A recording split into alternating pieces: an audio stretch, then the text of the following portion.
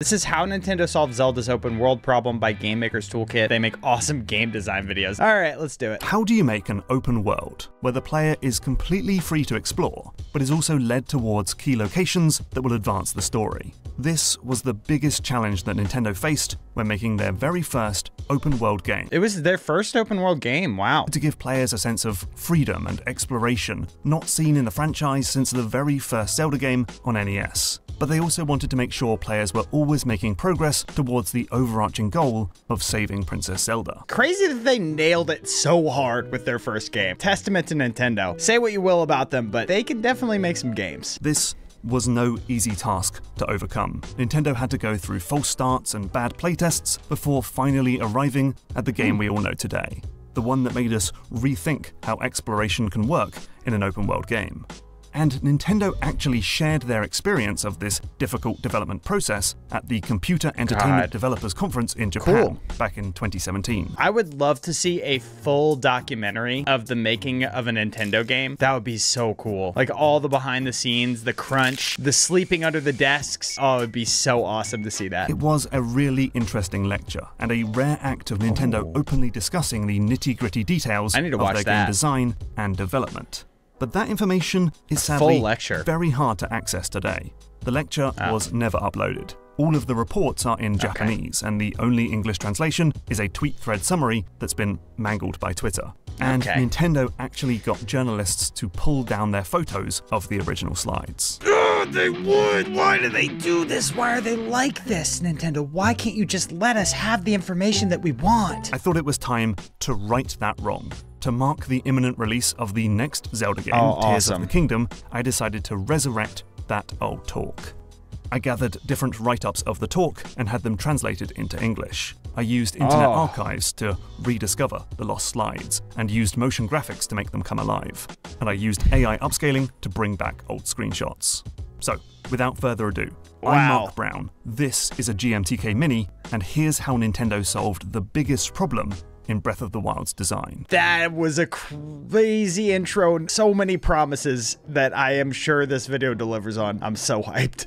So Nintendo had built a humongous world map for Hyrule and let players explore in any direction. But they needed to find some way to lure players towards key locations. The initial idea was to use a system of points and lines. The points are the Sheikah Towers, those giant neon-lit spires that soar above the ground. Because They're clearly visible from a great distance, and they confer a great benefit to the player. They reveal a massive chunk of your map when you get to the top. Yeah, when you're lost, you can always just go and discover another tower, right? The lines are the routes and roads between the towers, and so Nintendo could place various events along those lines. As players walked towards the towers, they would discover characters, enemy camps, and other goodies as they went. But this idea completely flopped. The guidance worked, but it actually worked too well. Playtesters felt they were stuck on a linear path and forced to follow the towers. That makes sense. And those who deviated from the line would just get lost or find little of interest to explore. It basically was an invisible guide rope, right? I'm interested to see what the design philosophy was that changed that, though. And the data bore this out. Nintendo tracked the playtesters' movements and created a heat map to see where players had explored. And they discovered that players were split into two completely different groups. About 80% dutifully followed the main route from tower to tower. I'm in that group. I just am such a little hoe for getting all the objectives along the way. I can't leave things behind. And the other 20% just sort of randomly wandered around. Not that guy, not me. So they decided to go for a different approach. Instead of nudging players to always travel towards Sheikah Towers, they could get players to move around the map by luring them towards a larger variety of landmarks and points of interest. Things like shrines, stables, and enemy encampments. They just needed to find ways to make players gravitate towards these places, and while stables were initially just for registering horses, Nintendo made them much more attractive by adding beds for healing, a shop, and NPCs who would hand out rumors and side quests. It's interesting adding more points of interest and then just sort of relying on your world to have enough density of events, I guess, is their strategy. They just pack the world so full of stuff that you just can't miss it. Other areas would be worth visiting for the resources contained within. Nintendo purposefully got rid of simple healing items like hearts, so players would have to go into forests to get mushrooms or find animals to hunt. And they made rupees extremely rare, so players would need to go towards mountains and quarries to mine valuable ore. Oh, so you can sell it. For this plan to work, they would need to make other adjustments too. You see, the Sheikah Towers are enormous and easy to see. The smaller landmarks, less so. So Nintendo had to make them stick out from a distance or from a high-up vantage point. Shrines were given a distinctive, lit-up look. Campfires give off a tall tower of smoke. Enemy bases are often built around massive skull-shaped rocks, and the stable is a gigantic wooden statue of a horse. Yeah, not that revolutionary, but still, you know, a good note, I think. While there's usually only 1 or 2 Sheikah Towers on screen at once, there could be dozens of other, smaller landmarks nearby, and that many options can be completely overwhelming in an open-world game. And that was partly the reason behind Nintendo creating the triangle rule. You see, Nintendo designed the terrain and landscape of Hyrule to be mostly made up of triangles. It's all hills, mountains, and rock formations that are shaped like pyramids and cones. And this has various benefits for the world design. Like, whenever you face a giant mountain, players get to decide whether to scale it or go around it, creating decision-making during exploration. Yeah, you've got climbers and you've got avoiders. I'm a climber. Also, the player's eye is naturally guided to the tip of the triangle, so you can place points of interest at the peak to draw the player closer. But most importantly, these triangles simply block whatever's behind, meaning that the player is rarely overwhelmed by a massive field of things to do. That's so smart. It's just a bunch of valleys with points of interest, 2 or 3 points of interest inside of them. That is so smart. Other games like World of Warcraft and everything are kind of built like this, right? Where it's like a bunch of distinct areas walled off from each other so they feel distinct. But this is different because you're not like going, in World of Warcraft, you would go from like the Badlands to a place that's completely green, right? A red area to a green area, and it feels like a distinct different zone. But in Breath of the Wild, it's like it flows more naturally and it's less, there's not like a big thing that pops up on your screen to signify that you're in a new zone. It's just kind of like these organic little valleys. Really cool. But as you go towards these mountains, whatever's behind is gradually revealed.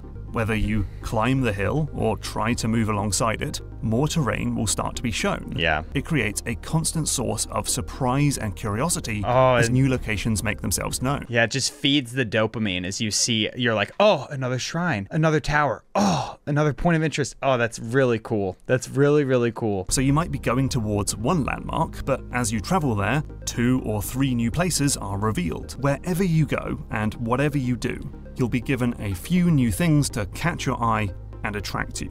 Perhaps that new landmark will distract you and you'll ditch your old plan and go somewhere new instead.